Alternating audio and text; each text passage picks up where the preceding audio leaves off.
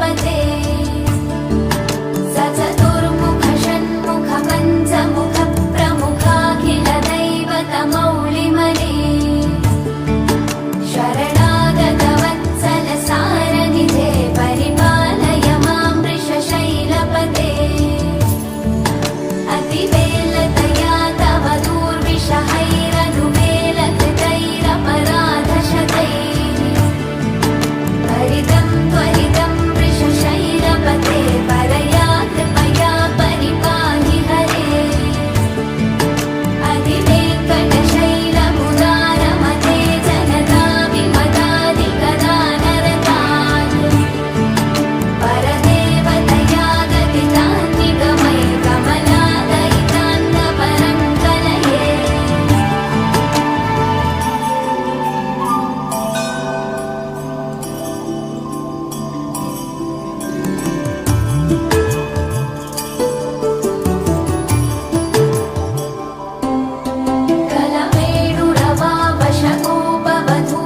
कलमेणुरवावशकोपवधूशतकोटिवृतात् स्मरकोटिसमात् प्रतिपल्लविकाभिमतात् सुखदात् वसुदेवसुतान्न परं कलये अविरामगुणाकरदाशरथे जगदे गधनुर्धर धीरमते रघुनायक राम रमेश विभो वरदो भवदेव दयाजलधे अवनीतनया कमनीयकरं रजनीकरचारुमुखापुरुहं रजनीजलराजतमो मिहिरं महनीयमहं रघुराममये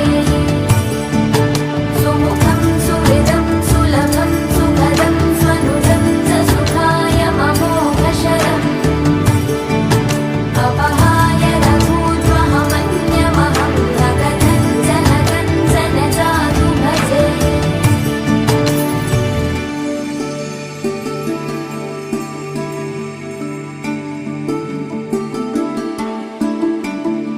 विना वेङ्कटेशं ननाथो ननाथः सदा वेङ्कटेशं स्मरामि स्मरामि हरे वेङ्कटेश प्रसीद प्रसीद प्रियं वेङ्कटेश प्रयच्छ प्रयच्छ विना वेङ्कटेशं ननाथो ननाथः सदा वेङ्कटेशं स्मरामि स्मरामि हरे वेङ्कटेश प्रसीद प्रसीद प्रियं वेङ्कटेश प्रयच्छ प्रयच्छ अहं दूरदस्ते पदाम्भोजयुग्मं प्रणामेच्छयागत्य सेवां करोमि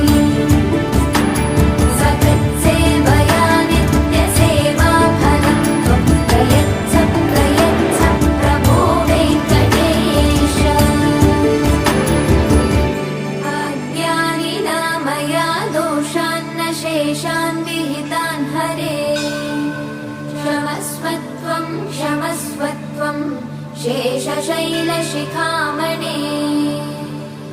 अज्ञानिना मया दोषान्न शेषान् विहितान् हरे क्षमस्वत्वं क्षमस्वत्वं शेषशैलशिखामणे